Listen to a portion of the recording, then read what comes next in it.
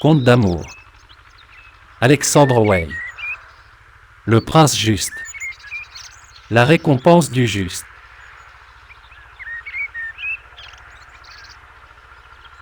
Dans le pays du prince juste, il était d'habitude que, tout roi, pour célébrer son avènement, donna un bal au peuple, au château royal même.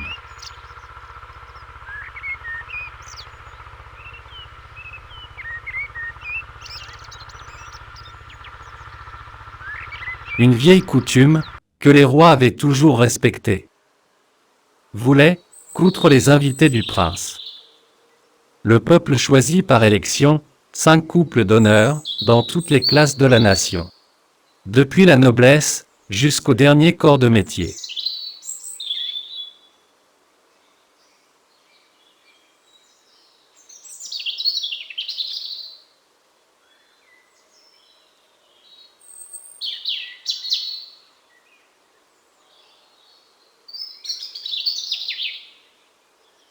Sur ces 5 couples élus par le peuple, il y en avait toujours 2 qui n'étaient pas mariés, mais qui s'étaient distingués.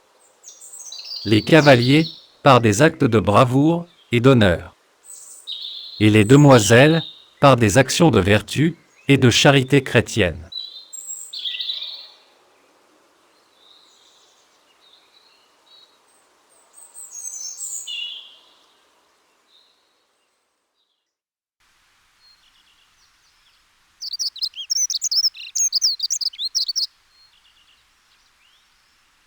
Ces couples, réunis la veille du bal, avaient le droit, à leur tour, d'élire un roi et une reine du bal, royauté qui d'ordinaire ne durait qu'une nuit, mais qui, échu quelquefois au couple royal lui-même, était regardé comme un grand honneur et comme une preuve de l'amour du peuple pour ses souverains.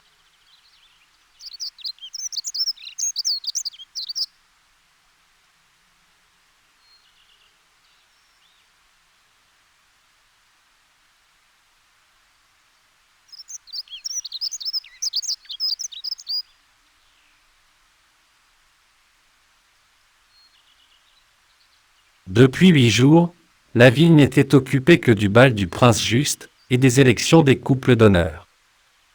Nobles, bourgeois, artisans, tous déployaient une activité non interrompue. Et depuis que la lutte était ouverte, la capitale avait l'air de n'avoir dans son sein ni un malade, ni un pauvre, ni un mécontent.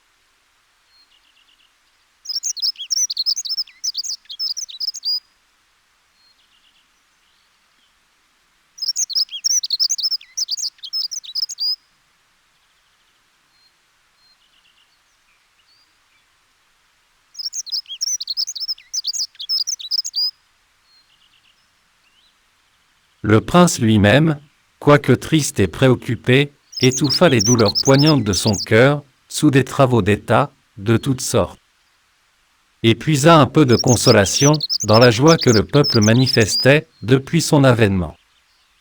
En ce moment, il était occupé à dresser sa liste d'invitations pour le bal du peuple.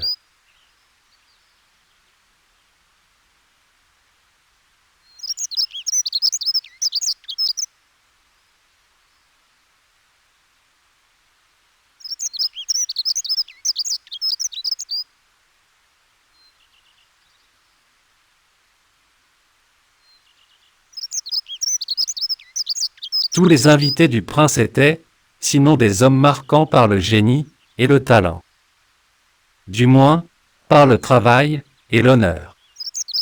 Toutes les femmes n'étaient pas belles non plus, mais les beautés qui y figuraient réunissaient les grâces du corps au charme d'une âme droite et honnête.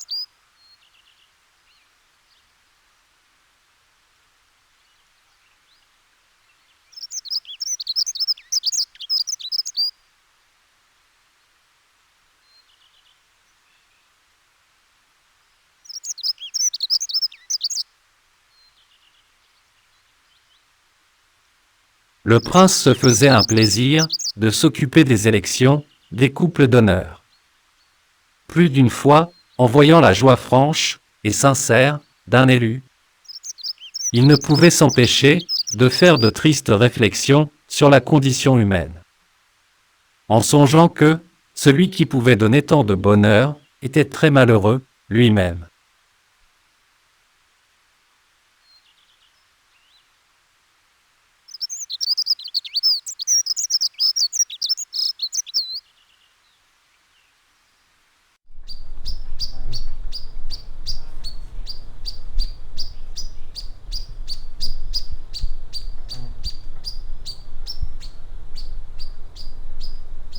Pourquoi, se dit-il, le cœur humain est-il si despote?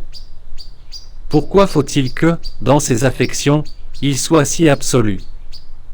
Le temps, dit-on, est le seul remède contre cette tyrannie. Mais, que d'hommes qui n'ont pas eu le temps de se laisser guérir par le temps.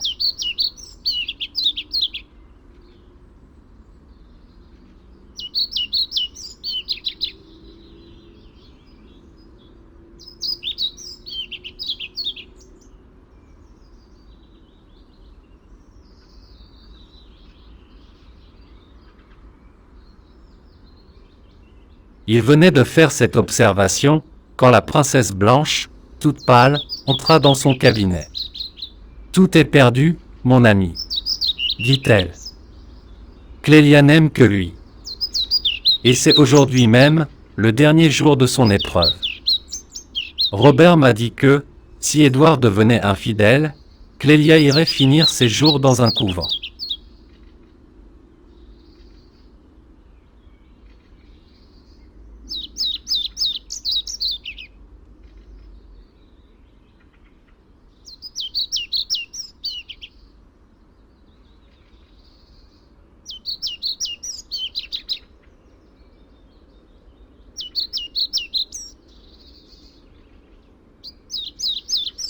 Il ne s'agit pas de moi, mon ami, répondit le prince.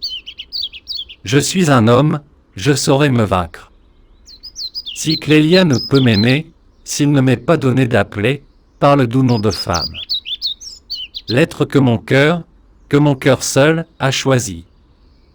Je saurai donner un autre cours aux inspirations de mon âme.